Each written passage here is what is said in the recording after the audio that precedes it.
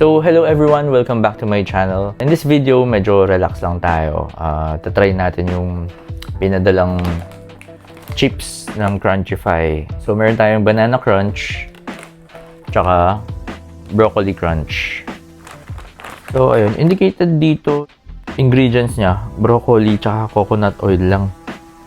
Sounds healthy kasi wala siyang ibang mga ingredients na masama sa health. All natural and halal certified. Then, itong banana crunch naman, same. Ingredients niya, banana, coconut oil, no added sugar, gluten-free, all natural, and halal certified din. Tara, buksan na natin.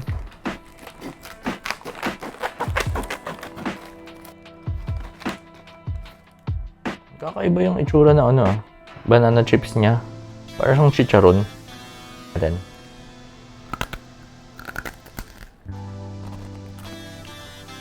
pwede.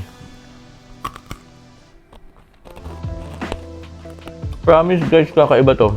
Ito yung pinaka-unique na banana chips na na-try ko. Hindi siya banana chips banana crunch. So, para siyang chicharon.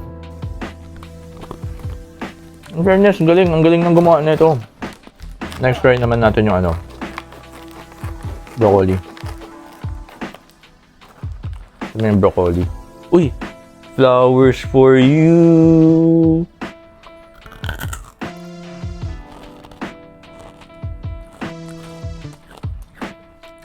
In fairness, hindi ko alam paano nila ginawa to, pero ang galing. Try kaya natin with vinegar.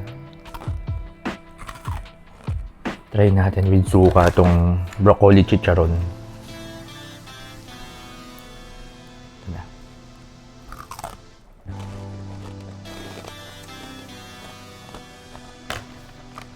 Pwede.